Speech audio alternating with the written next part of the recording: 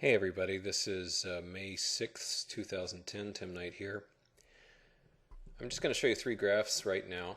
I've had, as you might guess, a crazy day for both personal and professional reasons. And I haven't read one inkling of news. I've hardly read any comments on the blog. I am basically totally out of the loop. In fact, during the throes of today, I actually wound up calling, and if you know me, I don't ever pick up the phone, but I wound up calling a couple of friends to find out what in the devil was happening out there. So I'm going to do a more meaningful post later today, probably much later. Ironically, you would think that I'd be very prolific right now with posts, but I am a bit shocked at what happened today and just have a lot of things to do. So Slope is going to be kind of quiet except for what I'm sure is a very raucous comments section right now. Procter & Gamble isn't a chart I show a lot, but I've heard rumblings, and this, you may kind of shake your head and tut me for being so out of things like this, because this may be very old news to you. But I guess I've heard that there was a profoundly large, even accidentally large, sell order on Procter & Gamble, which was kind of broke an already fragile market. Procter & Gamble is a stable, boring, blue chip stock. You know, they make soap flakes, for God's sake, and these guys lost over nearly 40% of their quite substantial market cap in the span of about 5 minutes and got it all back again. I mean, this is one for the record books. I mean, look at this. At two, let's just go this along here. At 2:43 p.m., this was a $60 stock. At 2:47, 4 minutes later, it was a $39 stock. And then at 2:51, it was a $62 stock. There's probably a lot of ticked off Procter & Gamble shareholders out there who use stop prices. Look, I'll just say it one last time. I'm out of the loop. As far as I know, the exchanges have all declared all trading day moot and void. I don't know. I just don't know. But I imagine that there have been some accidental fortunes made today and some accidental wipeouts today. Because you don't lose 1,000 points on the Dow without some damage and without some lucky breaks. Now, as for me, I had a good day. Now, that may sound like I'm being cute because I'm known for my bearishness, but no, it was just a good day. It wasn't a great day. It wasn't a fantastic day. Earlier this week, I've lost track. I don't know, a couple of days ago maybe, I had the best trading day of my life. The Dow was down, I think, 160 points or something like that. But where I thrive typically is in nice, steady downward markets. That's my forte. Where it's difficult for anybody to make money is a crash that lasts 5 minutes.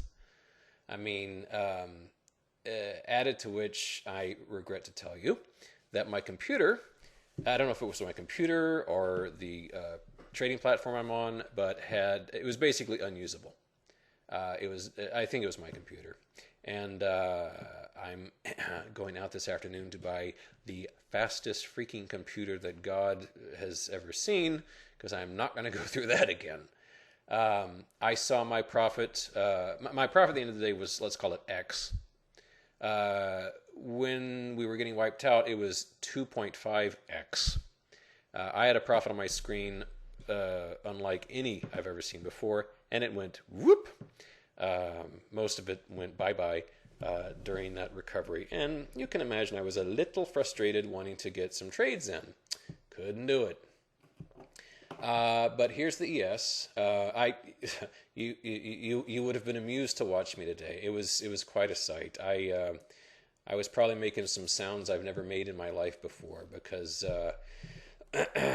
well, let me just put it this way. As I said earlier today, and I've said many times, most of the world's been looking for 1150 as the kind of end of the, miniature bear market.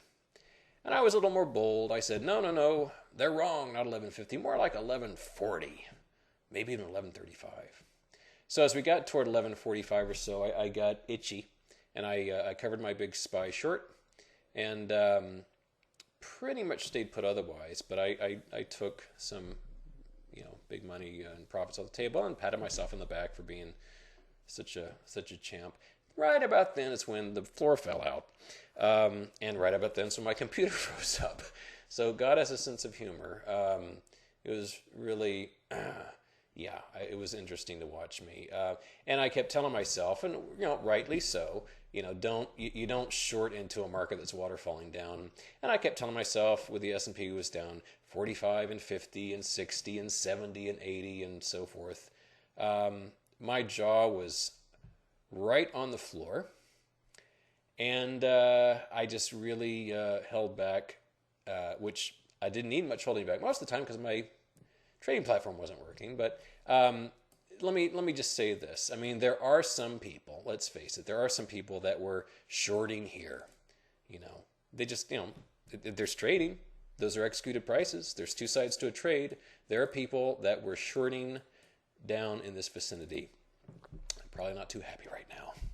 In addition, if you look at some of the ultra ETFs, there are people, in fact, if we look at the volume, quite a few people that were buying DXD at 30, 30 and a quarter, 30 and a half, that probably are kind of ticked off right now. I would say that on the whole, the population is probably more bugged than happy at the moment, because even years from now, when you look at almost any graph, today will look like a data spike. It'll look like an error of some kind. Because today surely is one of the most extraordinary days in market history. Not so much in terms of the loss, although the loss was meaningful, but in terms of the dynamism, shall we say. Looking at the VIX, for example, up around 40. I mean, these are levels that we just haven't seen in ages. I said I'd only show 2 or 3 graphs. I lied. I can't stop graphing. But I'll show one last one, which is gold. What's it doing after hours? I'm curious. Down a little bit.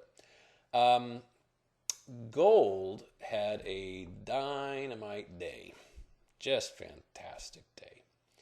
And I did pretty good with gold. Made some money with gold.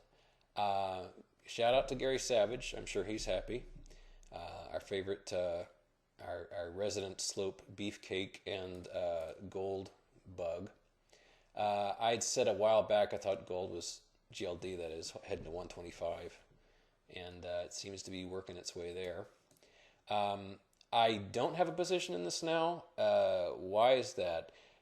Largely because, as sheltered as I was from the news, I couldn't help thinking to myself, a lot of this money piling into gold has got to be based on kind of a seeking a safe haven. Sort of like how TLT went absolutely bananas today.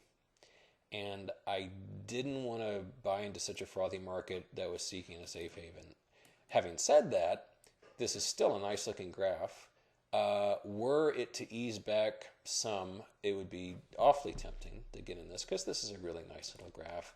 And let's face it, on a day like this, for something to go up nearly 3%, that's a handsome change in price. What did GDX do? I'm curious. Not nearly so well, clearly because held back by equities. But that also quite an intriguing graph. Diamond pattern there, nice retracement.